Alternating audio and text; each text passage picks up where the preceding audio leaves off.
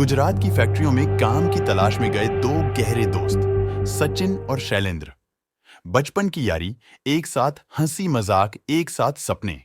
लेकिन ये दोस्ती अचानक तब खौफनाक मंजर में बदल गई जब एक ने दूसरे को नहीं बस मारा, बल्कि उसके 16 टुकड़े कर डाले। एक ऐसी मौत जो रूह को कांपने पर मजबूर कर दे। शरीर के टुकड़े नालियों में बिखरे, सड़ते हुए, और एक ऐसा मर्डर प्लान जो इतना शातिर था कि सूरत पुलिस के पसीने छूट गए। आखिर क्या थी वो वजह जो दोस्ती को इस खौफनाक कत्ल की कहानी में बदल गई? जानिए इस खौफनाक कत्ल की पूरी कहानी सिर्फ मिस्टर बिग बॉक चैनल पर। अगर आप चैनल पर नए हैं तो सब्सक्राइब जरूर करें, और अगर वीडियो पसंद आए तो एक लाइक जरूर दीजिए।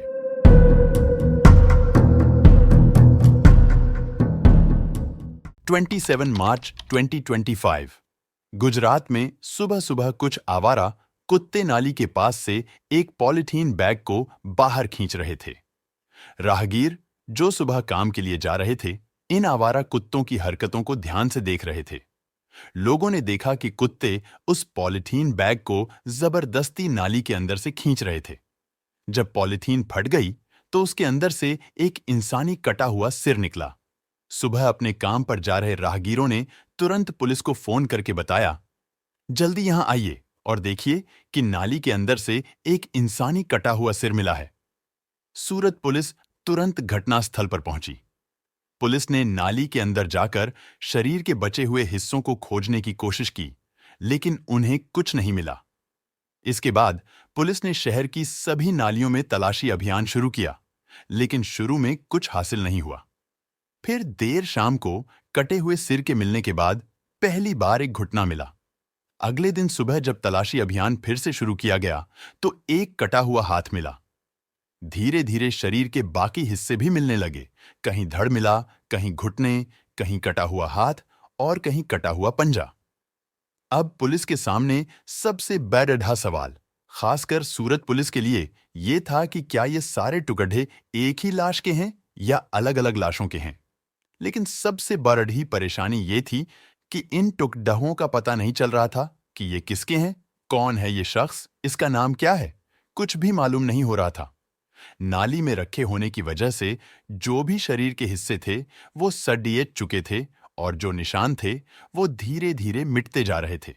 लेकिन कहते हैं कि पुलिस अपने ढंग से तफ्तीश कर रही थी। कटे हुए सिर को फॉरेंसिक के पास भेजा गया। फॉरेंसिक वालों ने कहा कि लगता है इस शख्स के दांतों का रूट कैनाल हाल ही में हुआ है। अब पहली बार सूरत पुलिस के पास ऐसा जवाब था जिससे वो आगे की जांच कर सकती थी। वो ये पता लगा सकती थी कि शहर में हाल फिलहाल में किन किन लोगों ने रूट कैनाल करवाया था। सूरत पुलिस शहर के हर कोने में नालियों के अंदर तक जाकर छानबीन कर रही थी और एक एक टुकड़ा बाहर निकाल रही थी। उधर दूसरी टीम फॉरेंसिक के बताए रास्ते पर चल रही थी। फॉरेंसिक ने कहा था कि इसने हाल ही में रूट कैनाल करवाया है।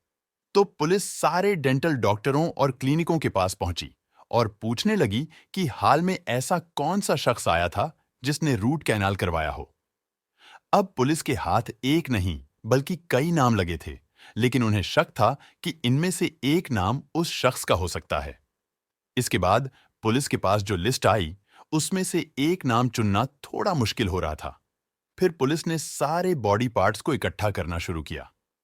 एक स्ट्रेचर पर एक एक पार्ट को रखा गया। घुटने रखे गए, कटा हुआ हाथ रखा गया, कटा हुआ सिर रखा गया, और धड़ भी बरामद होने के बाद उसे स्ट्रेचर पर रखा गया। पुलिस ने हर बॉडी पार्ट को बड़े गौर से देखा ताकि कोई निशान मिल सके जिससे यह साबित हो सके कि यह शख्स कौन है। दरअसल जो लिस्ट डॉक्टर के पास से आई थी, जिन लोगों ने हाल ही में अपने दांत का ऑपरेशन करवाया था, वह काफी लंबी थी। पहली बार जब पुलिस ने एक एक पार्ट को ध्यान से देखा तो पता चला कि दाहिने हाथ पर एक टैटू बना हुआ था।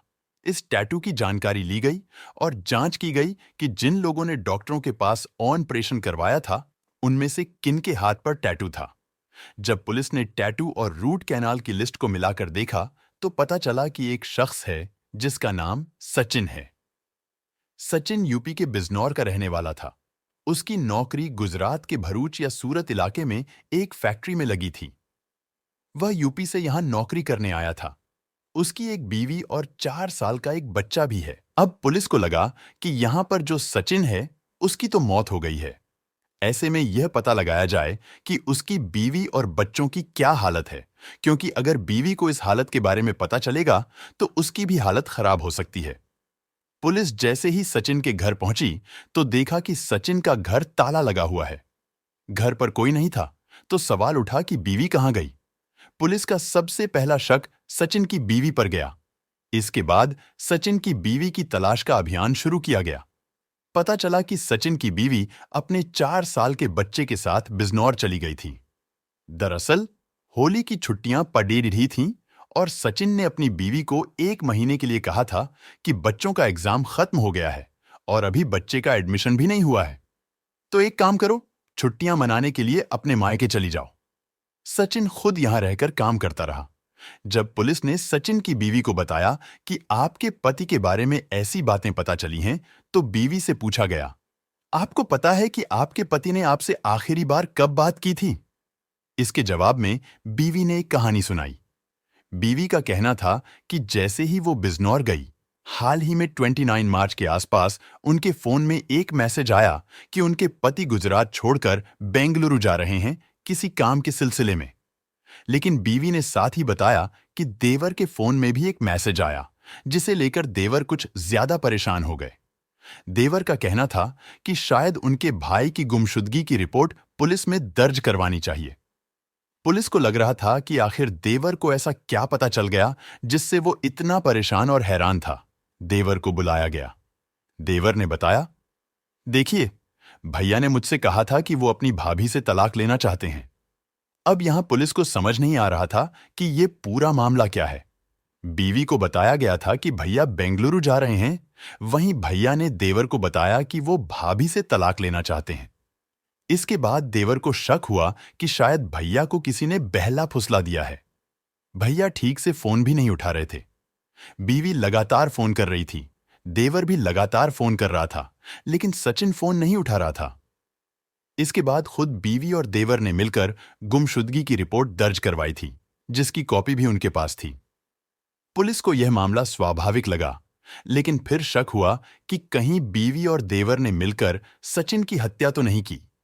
लेकिन पुलिस को यह भी समझना था कि सचिन के फोन से जो मैसेज आया, वह आखिर आया कहां से, क्योंकि जिस तारीख का मैसेज बताया जा रहा था, उस तारीख तक तो सचिन की लाश नाली में पड़ी पड़ी डिकम्पोज हो चुकी थी। फिर यह मैसेज भेजने वाला कौन था? जांच में पता चला कि सचिन का एक बचपन का दोस्त शैलेंद्र भी था। दोनों बिजनौर के रहने वाले थे और काम के सिलसिले में गुजरात आए थे। यहां तक कि दोनों ने एक ही फैक्ट्री में काम शुरू किया था। शादी के बाद भी उनकी दोस्ती बरकरार रही। होली का समय था और दोनों की पत्नियां हाल ही में मां बनी थीं। इसलिए उन्होंने अपनी अपनी पत्नियों को बिजनौर भेज दिया ताकि वे वहां छुट्टियां मना सकें। इसी दौरान सचिन और शैलेंद्र अक्सर साथ में पार्टी किया करते थे। जैसे जैसे पुलिस को नए सुराग मिलते गए, उन्होंने शैलेंद्र की तलाश शुरू कर दी। पता चला कि सचिन की बीवी को जो मैसेज भेजा गया था कि वह गुजरात छोड़कर बेंगलुरु जा रहा है, वह वास्तव में दिल्ली से शैलेंद्र के द्वारा किया गया था। अब अगला सवाल यह था कि शैलेंद्र खुद कहां है? जांच में पता चला कि वह भी गुजरात छोड़ चुका था और बिजनौर जा चुका था। यानी जब शैलेंद्र गुजरात से बिजनौर की यात्रा कर रहा था, तो उसने दिल्ली में रुककर सचिन की पत्नी को मैसेज किया कि सचिन बेंगलुरु जा रहा है। इसी दौरान उसने सचिन की भाई को भी मैसेज किया कि उसे अपनी पत्नी से तलाक चाहिए। इसके अलावा शैलेंद्र ने सचिन के एटीएम कार्ड पर पिन नंबर चिपकाकर जानबूझकर उसी ट्रेन की बोगी और सीट पर छोड़ दिया जहां वह था। उसने ऐसा क्यों किया? इसकी वजह थी कि अगर कभी पुलिस सचिन को ढूंढने की कोशिश करे, तो उन्हें भटकाने के लिए कई तरह के सुराग मिले। पहला, सचिन की पत्नी को पहले ही बता दिया गया था कि वह बेंगलुरु जा रहा है। दूसरा, उसका फोन कहीं और की लोकेशन दिखा रहा था। तीसरा, एटीएम कार्ड पर चिपका पिन नंबर पाकर कोई भी चोर इसे इस्तेमाल करने की कोशिश करता, जिससे ट्रांजैक्शन किसी और शहर में होती और पुलिस की जांच और उलझ जाती। अब सवाल यह है कि शैलेंद्र ने सचिन की हत्या कैसे की? आइए इसे समझते हैं। मतलब बीवी कुछ और बता रही है, फोन की लोकेशन बेंगलुरु से अलग दिख रही है, एटीएम से पैसे कहीं और निकाले गए हैं और इन सब के बीच पुलिस उलझी हुई है। ऐसा लग रहा था कि कभी भी सचिन को कोई ढूंढ नहीं पाएगा। जो प्लानिंग और प्लॉटिंग थी, वो बिल्कुल परफेक्ट होने वाली थी, लेकिन call detail record message data और सेल टावर लोकेशन ने एक अलग ही कहानी बयान कर दी। दिल्ली वाली बात सामने इसलिए आई क्योंकि शैलेंद्र और सचिन के फोन की लोकेशन एक ही वक्त में एक ही जगह पर पाई गई। अब सवाल यह था कि शैलेंद्र ने सचिन को क्यों मारा। जब गुजरात पुलिस ने बिजनौर जाकर वहां की पुलिस की मदद से शैलेंद्र की तलाश शुरू की, तो कुछ चौंकाने वाला हुआ। शैलेंद्र खुद पुलिस के सामने आकर सरेंडर कर देता है और एक चौंकाने वाली कहानी बयां करता है। जब से दोनों की बीवियां और बच्चे बिजनौर गए थे, तब से ये अक्सर पार्टी किया करते थे। इसी दौरान सचिन के फोन में शैलेंद्र और उसकी बीवी की कुछ आपत्तिजनक तस्वीरें या कहें उनके प्राइवेट मोमेंट्स की तस्वीरें आ गई थीं। सचिन इसी बात को लेकर शैलेंद्र को ब्लैकमेल करता था। वह धमकी देता था कि अगर उसने पैसे नहीं दिए तो वह ये तस्वीरें और वीडियो सोशल मीडिया और अलग-अलग साइट्स पर अपलोड कर देगा। हद तो तब हो गई जब सचिन ने शैलेंद्र की पत्नी के साथ संबंध बनाने की इच्छा जताते हुए उसे ब्लैकमेल करना शुरू कर दिया। अब शैलेंद्र की सहनशक्ति खत्म हो रही थी। उसने सचिन को रास्ते से हटाने के लिए एक खौफनाक योजना बनानी शुरू कर दी। हत्या से एक रात पहले दोनों ने जमकर शराब पी। पूरी रात शराब पीने के बाद सुबह होते होते जब सचिन अपने घर जा रहा था, तो उसने फिर से वही धमकी दोहराई कि अगर उसे पैसे नहीं मिले तो वह तस्वीरें और वीडियो वायरल कर देगा। यह सुनकर शैलेंद्र गुस्से में आ गया और क्रोध में आकर उसने सचिन पर कई बार चाकू से हमला किया, जिससे सचिन की मौके पर ही मौत हो गई। अब यहां पर जब शैलेंद्र को लगता है कि उसने सचिन को मार दिया है, तो वह उसके शरीर के छोटे-छोटे 9 टुकड़े करता है। फिर उन टुकड़ों को अच्छी तरह से पॉलिथीन बैग में पैक करता है। खुद को पहचान से बचाने के लिए शैलेंद्र एक महिला का भेष धारण करता है, या कहें कि बुर्का पहनता है। इसके बाद वह अपनी स्कूटी स्टार्ट करता है और एक-एक कर उन पॉलिथीन बैग्स को सूरत और भरूच के अलग-अलग नालों के किनारों पर ले जाकर फेंक देता है। उसने इस काम को इतनी सफाई से किया कि किसी को उस पर शक न हो। शहर का कोई ऐसा कोना नहीं छोड़ा, कोई ऐसा नाला नहीं छोड़ा, जहां उसने सचिन के शव के टुकड़े न डाले हों। जब पुलिस को इस पूरी वारदात की भनक लगती है, तो शुरुआत में उन्हें लगता है कि कहानी में कुछ कमी हो सकती है। लेकिन जैसे-जैसे जांच आगे बढ़ती है, सच सामने आ जाता है। यह हत्या उधारी के पैसों के लिए नहीं की गई थी, बल्कि इसके पीछे एक और बड़ा कारण था। दरअसल, सचिन अक्सर शैलेंद्र को कुछ तस्वीरों के जरिए ब्लैकमेल किया करता था। इसी ब्लैकमेलिंग से तंग आकर और गुस्से में आकर शैलेंद्र ने सचिन की हत्या कर दी।